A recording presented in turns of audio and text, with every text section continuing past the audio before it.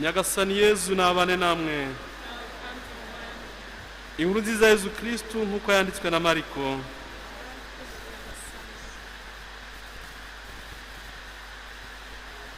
Muri icyo gihe abafarisayi begera Yezu maze baramubaza niba umugabo afite uruhushya rwo gusenda umugore we ariko bamwinje. Arababwira ati, Musa yabategetse iki? Baramusubiza bati, Musa yemereye umugabo kwandika icyemezo cyo gusenda umugore akabona kumusezerera. Yezu arababwira ati, icyamuteye kwandika iryo tegeko ni uko umutima wanyu unangiye. Naho mu ntangiriro y'isi Imana yaremye umugabo n'umugore, niyo mpamvu umugabo azasiga se na nyina maze bombi bakaba umubiri umwe. Bityo ntibaba bakiri babiri, ahubwo baba ari umubiri umwe. Nuko rero ntihakagire umuntu utandukanya icyo Imana yafatanyije. Basubiye imuhira, abigishwa bongera kumusobanuza ibyerekeye iyo ngingo. Arababwira ati, koko umugabo usenda umugore we akazana undi abasambana. Umugore nawe utandukana n'umugabo we agacyurwa n'undi abasambana. Nuko bamuzanira abana bato ngo abakoreho, maze abigishwa barabakabukira. Yezu abibonye ararakara, maze arababwira ati, mureke abana bansange, mwibabuza kuko ingoma y'Imana ari iy'abameze nkabo. Ndababwira ukuri, umuntu wese utazakira ingoma y'Imana nk'umwana ntazayinjiramo bibaho. Nuko arabahobera, abasabira umugisha, abashyizeho ibiganza. Iyo ni ivanjiri ntagatifu.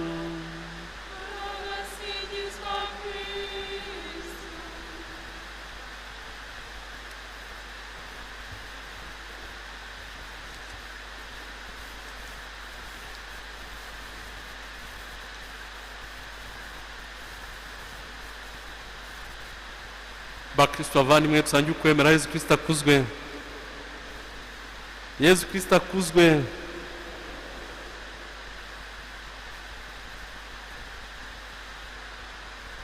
Nababwiye tugitangira iki gitambo cy'Ukaristiya ko amasomo twumvise ari amasomo twifashisha iyo dusezeranya abageni.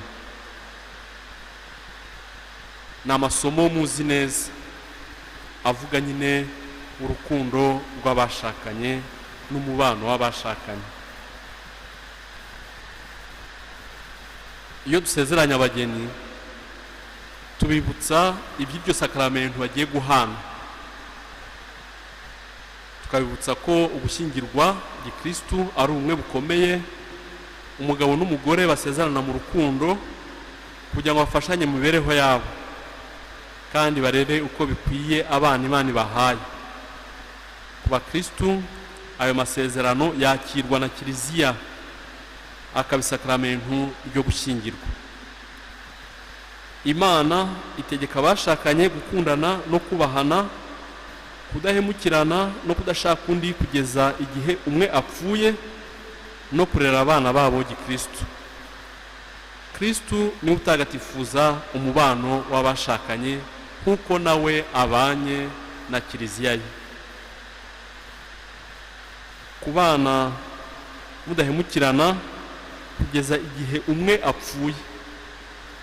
Aho rero niho benshi binanira.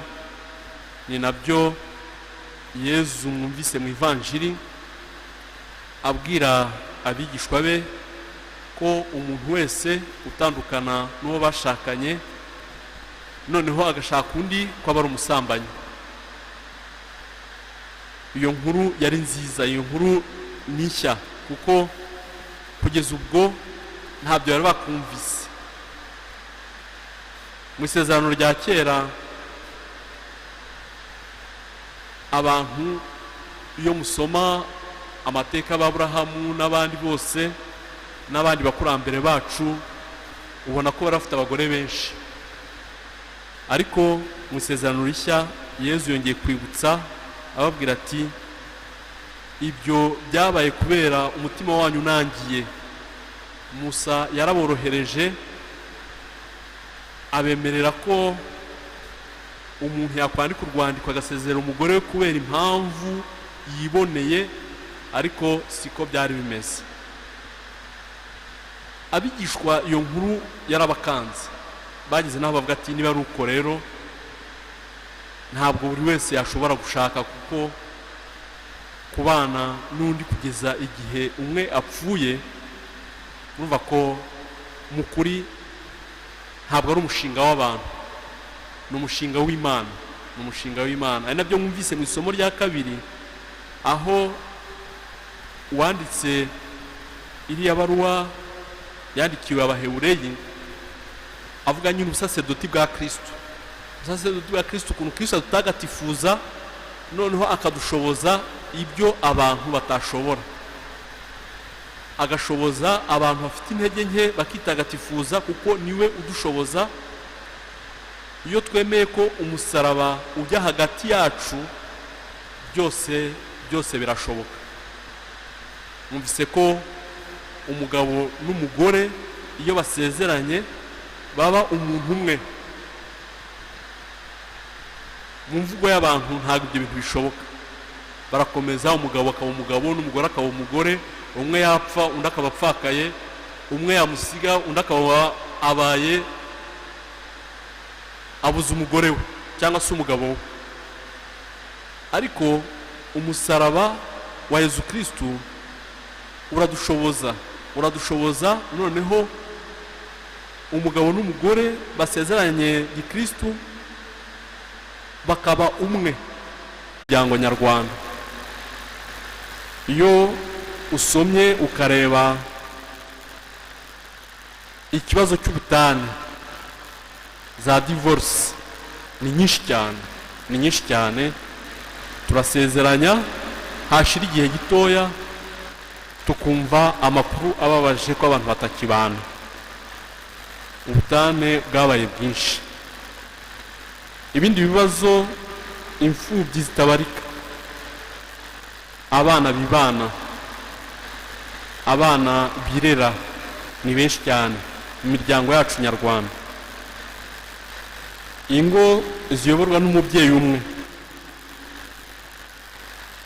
imiryango yacitsemo ibice kuko bamwe bahunze igihugu kubera impamvu zinyuranye. Ingo ziyoborwa n'umubyeyi umwe kuko undi ari muri gereza, kandi bagomba gufashanya, umugabo agomba gufasha umugore we n'umugore agafasha umugabo kugira ngo abana bisanzure. Abana bakeneye igitsura cya papa, bakeneye n'urukundo rwa mama, noneho bakagira umubyeyi umwe agakora byose, akaba papa akaba na mama.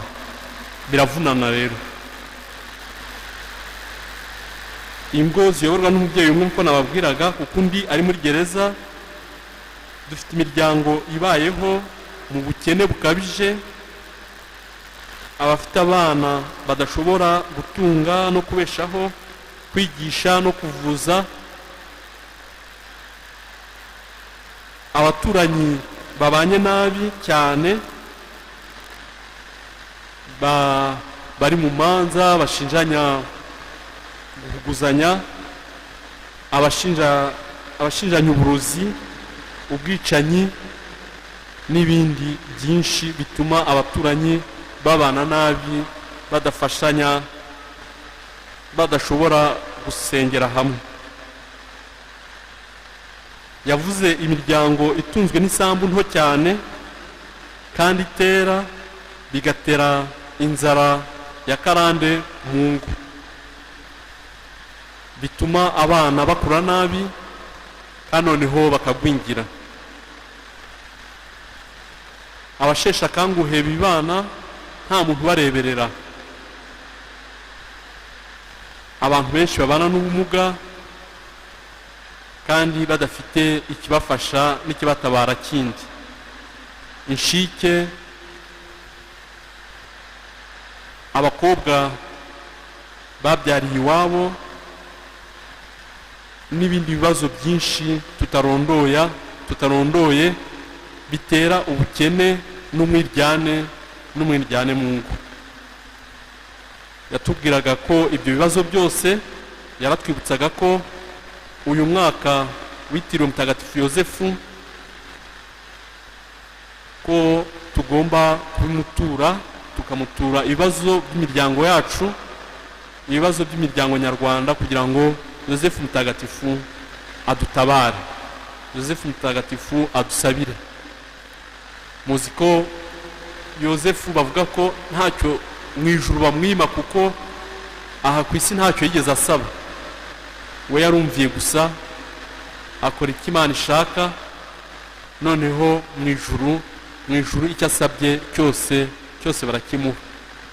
Tumwereke ibyo bibazo byacu byose, tumwereke ibibazo by'imiryango yacu, kugira ngo adusabire abidukize. Sinarangiriza kuri ibyo bibazo gusa, kuko twavuze ko tugomba no gushima. Turatura Yezu Kristu imiryango ifite ibibazo, imiryango itegereje abana bamaze imyaka barashakanye kandi ntibabyare.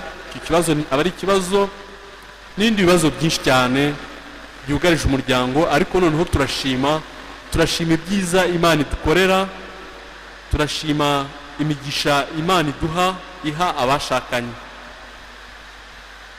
Iyo dusezeranya abageni, uko nababwiye, tubasabira umugisha. Uwo mugisha aba ari isezerano. Iryo sezerano tugomba kurizirikana kandi tukaryibutsa Imana. Iyo dusoza misa yo gusezeranya, tuvuga tuti: ati Imana Data uhoraho iteka, abahe kudatezuka mu rukundo mufitanye. Amahoro ya Kristu abasakaremo, atahe mu rugo iwanyu, atahe mu rugo rwanyu. Imana Data uhoraho iteka abahe kudatezuka, kudasubira inyuma mu rukundo, kuko ibyo nababwiraga ko atari umushinga w'abantu. Iyo Imana ibikoze, abantu barakundana, ahubwo uko bakura urukundo rukagenda rukura. Muzabonere umugisha mu rubyaro rwanyu, muzagira inshuti z'ukuri zibagira inama nziza, kandi muzabane na bose mu mahoro. Muzabonere umugisha mu rubyaro, ntimuzarumbye.